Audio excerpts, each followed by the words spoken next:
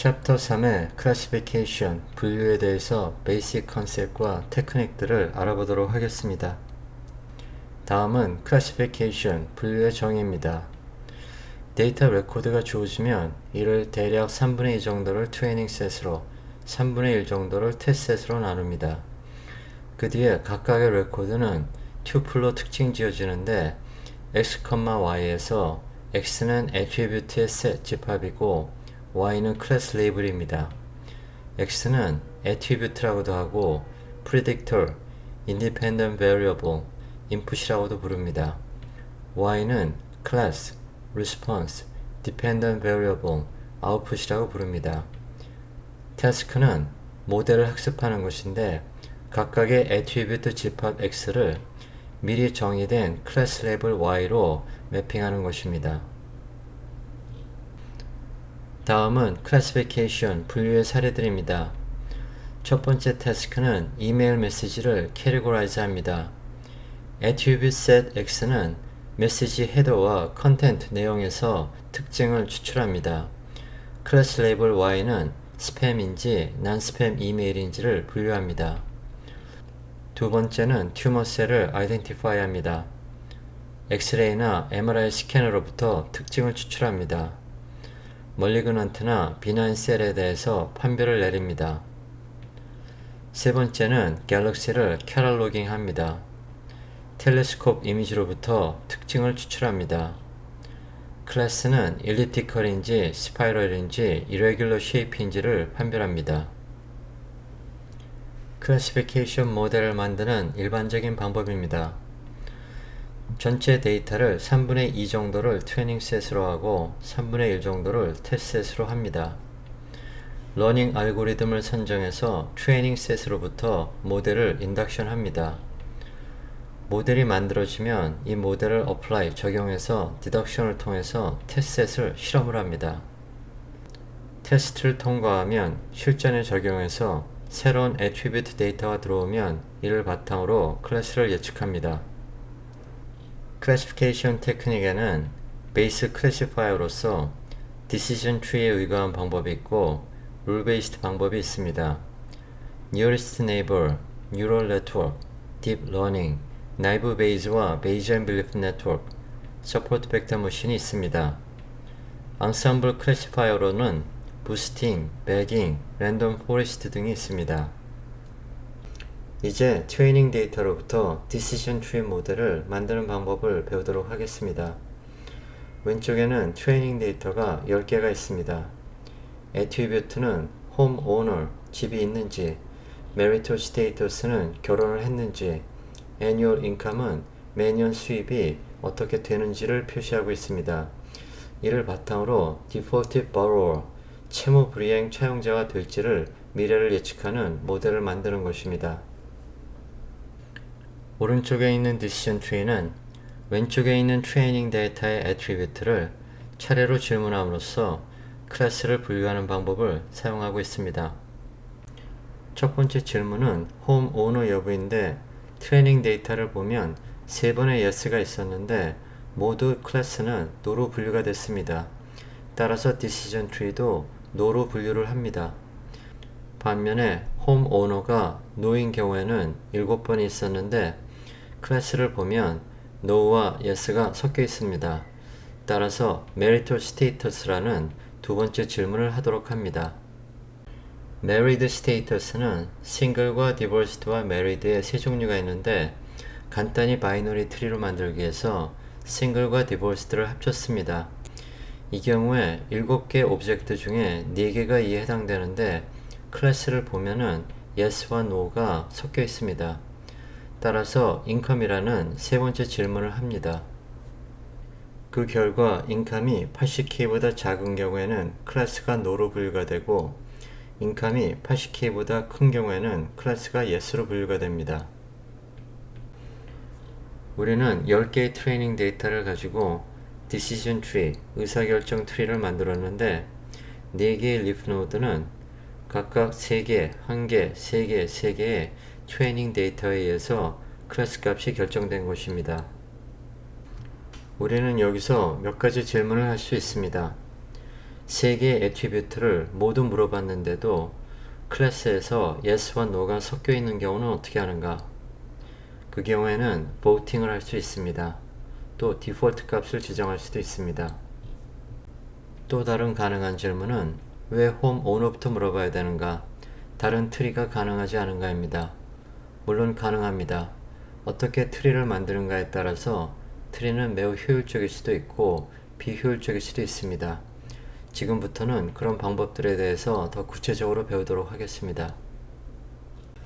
이제 의사결정 트리 모델이 만들어졌기 때문에 미래의 새로운 고객이 온다면 homeowner, marital status, 인컴에 대한 정보를 은행에 제출하면 은행은 이 사람이 채무 불이행 차용자가 될지에 대해서 미래를 예측하는데 이 의사결정 트리를 사용할 수 있습니다.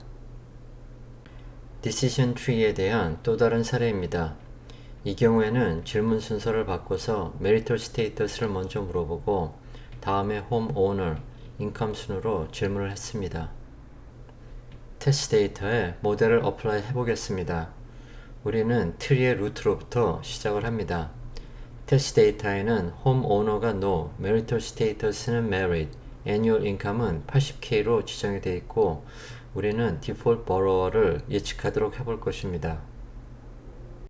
테스트 데이터에서 homeowner가 no의 값을 가지기 때문에 의사결정 트리에서도 no의 브런치를 선택합니다.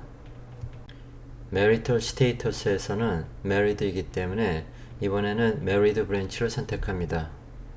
세 번째 질문을 하기 전에 leaf node에 도달했기 때문에 클래스로서 no를 선택합니다. 여기서 테스트 데이터의 클래스와 값이 같으면 테스트의 accuracy가 올라가는 것이고 답이 다르게 되면 테스트의 accuracy가 감소하게 되는 것입니다. 지금까지 과정을 요약하면 10개의 트레이닝 셋으로부터 Decision Tree Induction 알고리즘을 적용해서 모델을 학습하여 모델을 완성하였고 그 모델에 5개의 테스트셋을 어플라이해서 모델의 accuracy를 구하는 것입니다. Decision Tree 뿐만이 아니라 대부분의 클래시피케이션 알고리즘은 이러한 과정을 거치게 됩니다. Decision Tree도 구체적으로 들어가면 알고리즘의 디테일에서 선택사항들이 있기 때문에 그것에 따라서 다른 이름으로 불리게 됩니다. 헌트 알고리즘은 의사결정 트리에서 가장 기본이 됩니다. 훈련 레코드들을 연속적으로 단순한 부분 집합들로 분할해 가면서 재기적 방식으로 트리가 성장하게 됩니다. DT를 노드 T와 연관된 훈련 레코드들의 집합, 그리고 Y를 클래스 레이블이라고 하게 되면 첫 번째로 DT에 있는 모든 레코드들이 같은 클래스 YT에 속한다면 노드 T는 YT로 레이블이 붙은 단말 노드가 됩니다. 두 번째로 DT가 하나 이상의 클래스에 속하는 레코드들을 포함하고 있다면 레코드들은 더 작은 부분 집합들로 분할하기 위한 Attribute Test Condition, 속성 시험 조건이 선택됩니다. 시험 조건의 각 결과에 대해서 하나의 자식 노드가 생성되고 DT에 있는 레코드들은 그 결과에 따라서 자식 노드들에 분산됩니다. 각각의 자식 노드에 이 알고리즘이 재기적으로 적용됩니다. 헌트 알고리즘을 사용해서 대출자를 예측하는 의사결정 트리를 만들어 보도록 하겠습니다. 분류 문제를 위한 최초의 트리는 대출자 대부분이 성공적으로 대출금을 갖는 클래스 레이블 no를 갖도록 합니다. DT에는 7개의 no 클래스와 3개의 yes 클래스가 있기 때문에 이를 더 세분화하도록 합니다. 그림 B에서는 homeowner의 시험 조건 결과에 따라서 더 작은 부분 집합들로 나눠졌습니다. 왼쪽 노드는 3개의 no 클래스와 0개의 yes 클래스를 가지지만 오른쪽 노드는 4개의 no 클래스와 3개의 yes 클래스를 가져서 오른쪽 노드에 대해서는 모든 레코드들이 같은 클래스에 속할 때까지 헌트 알고리즘이 재기 단계를 계속 적용할 필요가 있습니다. 그 결과 C에 의사결정 트리가 얻어졌고 재기 단계를 다시 한 번 더 적용해서 D에 의사결정 트리가 얻어지게 됩니다. Decision Tree Induction, 의사결정 트리의 귀납의 디자인 이슈, 설계 관련 문제들입니다. 첫 번째로 How should training records be split? 훈련 레코드들은 어떻게 분할되어야 하는가 하는 문제가 있습니다. 트리 성장 과정의 각 재기 단계는 레코드들을 더 작은 부분 집합들로 나누기 위한 속성 시험 조건을 선택해야 합니다. 알고리즘은 서로 다른 속성 타입들에 대한 시험 조건을 명시하는 방법뿐 아니라 각 시험 조건의 우수성 여부를 평가하기 위한 객관적 척도도 제공해야 합니다. 두 번째로 How should the splitting procedure stop? 분할 절차는 어떻게 정지해야 하는가 문제가 있습니다. 트리 성장 과정을 끝내기 위한 정지 조건이 필요합니다. 한 가지 가능한 전략은 모든 레코드가 같은 클래스에 속하거나 동일한 속성 값들을 가질 때까지 노드를 계속 확장하는 것입니다. 다음은 Methods for expressing test conditions. 속성 시험 조건을 표현하는 방법입니다. 첫 번째로 attribute 타입에 의존하는 경우입니다. binary, nominal, ordinal, continuous입니다. 두 번째로 depends on number of ways to split. 스플릿하는 수에 의존하는 경우입니다. two-way split과 multi-way split이 있습니다. 먼저 nominal attributes, 명목형 속성에 대해서 알아보겠습니다. 명목형 속성의 경우 많은 값들을 가질 수 있는데 멀티웨이 스플릿은 다중분할이라고 하는데 결과의 개수가 해당 속성에 갖는 별개 값들의 수만큼 가지는 것입니다.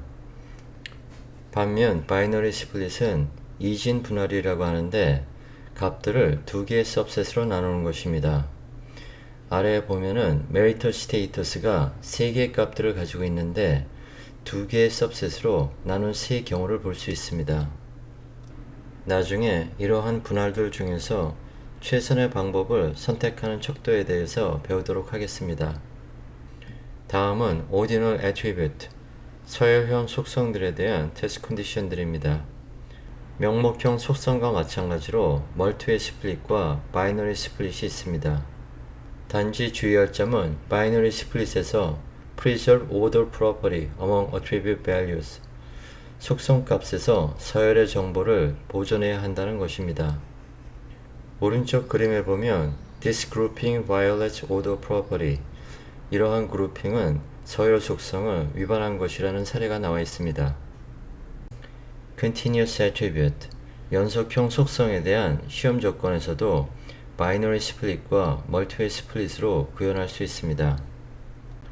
바이너리 스플릿은 어떤 값보다 큰지 작은지로 구별을 할 수 있고 멀티웨이 스플릿은 구간을 지정해서 구별할 수가 있습니다.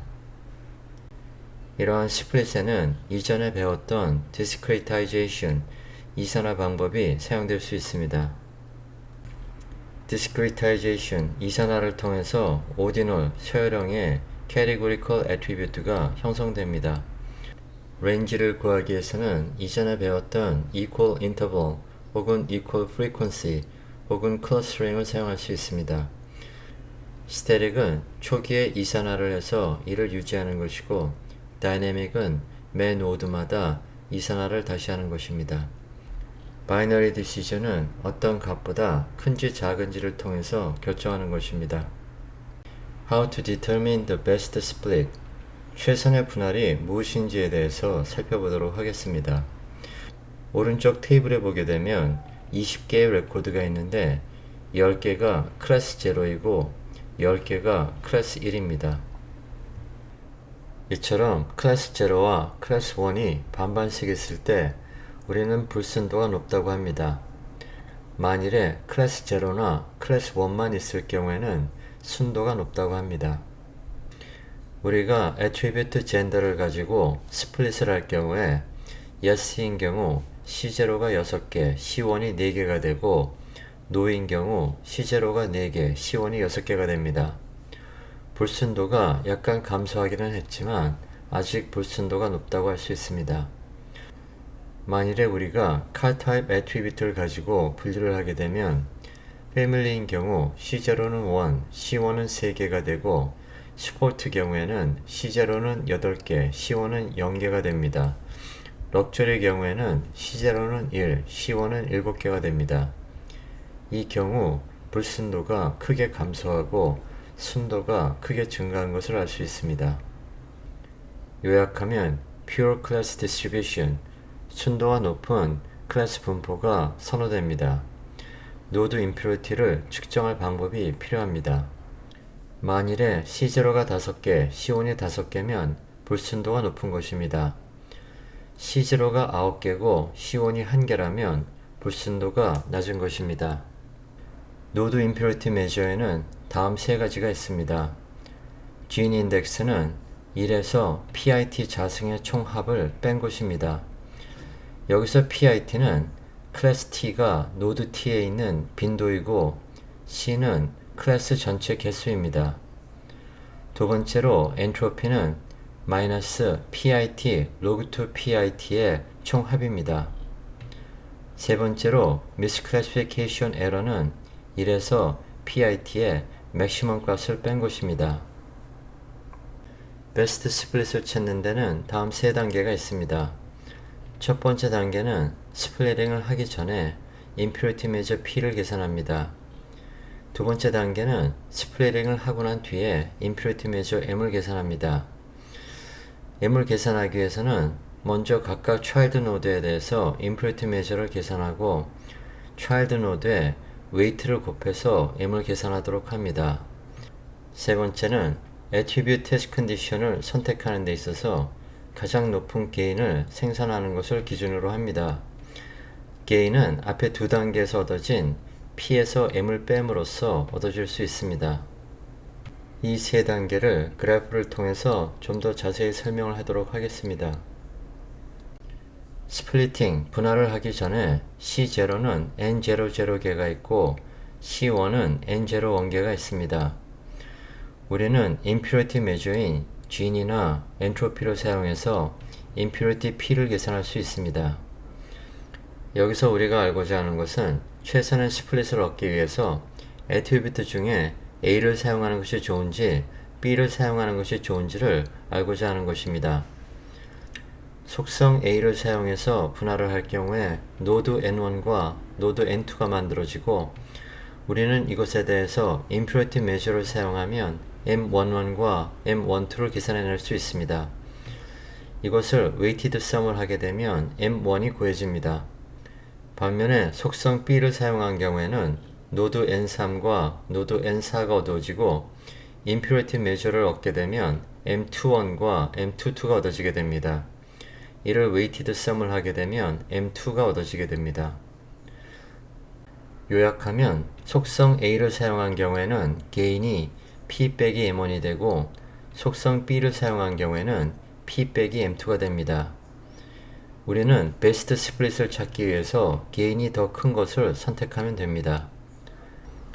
만약 여기서 게인이 0보다 작거나 여러분들이 정한 트레시홀드보다 작게 되면 속성 A나 B를 이용한 분할을 포기하고 이것을 말단 노드로 지정할 수도 있습니다. Gene 임퓨리티 메저에 대해서 더 구체적으로 알아보겠습니다. 주어진 노드 T에서 Gene 인덱스는 1 빼기 PIT 자승의 총합입니다. 여기서 PIT는 노드 T에서 클래스 I의 frequency, 빈도이고 C는 전체 클래스의 숫자입니다. Gene 인덱스의 맥시멈은 1 빼기 1 나누기 C입니다. 클래스 C가 2인 경우에는 맥시멈은 1 나누기 2가 되고 클래스 C가 3인 경우에는 맥시멈은 2 나누기 3이 됩니다. Gene 인덱스의 미니멈은 0인데 모든 클래스가 같은 값을 가질 때입니다. 예제를 통해서 Gene 인덱스를 계산해 보도록 하겠습니다. 2 클래스 문제의 경우에 확률은 P와 1 빼기 P가 됩니다. Gene는 1 빼기 P 자승 빼기 1 빼기 P 자승이 됩니다. 정리하면 2P 곱하기 1 빼기 P가 됩니다. 아래 4개 노드의 사례를 살펴보면 C1, C2가 0개, 6개가 있는 경우에 Gene는 0이 됩니다. 1개, 5개가 있을 경우 Gene는 0.278이 됩니다. 2개, 4개가 있을 경우 0.444가 됩니다. 3개, 3개가 있을 경우 0.500이 됩니다. 퓨어해질수록 Gini는 0에 가깝게 되고 임퓨어해질수록 0.5에 가깝게 되는 것을 볼 수 있습니다. 0.5는 바이너리 클래스에서 Gini 인덱스가 가질 수 있는 최대값입니다. 다음은 이전 예제에서 있었던 노드들의 계산 과정을 좀 더 알기 쉽게 설명해 놓은 것입니다. 하나의 노드가 아니라 여러 개 노드에 대해서 Gini 인덱스를 계산하는 방법입니다. 노드 K가 K개의 파티션, children으로 나눠지는 경우에는 각각 children에 대해서 Gini i를 구한 다음에 ni를 n으로 나눈 weight를 곱해줘서 그것의 총합을 구하면 Gini 스플릿을 구할 수 있습니다. 여기서 ni는 child i의 레코드의 숫자이고 n은 parent node p의 레코드의 숫자입니다. ni 나누기에는 노드 i의 weight의 역할을 하고 ni를 모두 더하게 되면 n이 됩니다. 우리가 속성 a와 속성 b 중에 스플릿을 선택해야 된다면 a에 대한 Gini 스플릿과 b에 대한 Gini 스플릿을 구한 다음에 작은 것을 선택하면 됩니다. 이러한 Gini 인덱스를 사용하는 알고리즘 중에는 CART, SLIQ, 스프린트 등이 있습니다. 다음은 바이너리 애트리뷰트, 이진 속성에서 Gini 인덱스를 계산한 사례입니다. 먼저 2개의 파티션, child node로 스플릿을 합니다. 파티션 중에 gain이 더 larger, 크고 purer, 순도가 높은 것을 선택합니다. parent node에는 C1이 7개, C2가 5개 있어서 Gini가 0.486으로 계산되었습니다. child node에서는 노드 N1에서 C1이 5개, C2가 1개이고 노드 N2에서는 C1이 2개, C2가 4개입니다. 노드 N1에 대해서 Gini를 계산하면 왼쪽에 나와 있는 것처럼 0.278이 나오고 노드 N2에 대해서는 0.444가 나옵니다. 우리는 노드의 컬렉션, 모음에 대해서는 Gini를 웨이트 값을 곱한다고 배웠습니다. 오른쪽에 보면 노드 N1과 N2에 대해서 웨이트 값을 곱한 것을 볼 수 있습니다. 노드 N1은 5개, 1개, 총 6개가 있기 때문에 6 나누기 12가 되고 노드 N2는 2개, 4개가 돼서 총 6개로 6 나누기 12의 웨이트가 곱해지게 됩니다. 그 결과 노드 N1과 N2의 컬렉션에 대한 Gini는 0.361이 됩니다. gain은 parent Gini에서 child의 컬렉션 Gini를 뺀 것이기 때문에 0.486에서 0.361을 빼면 0.125가 나옵니다.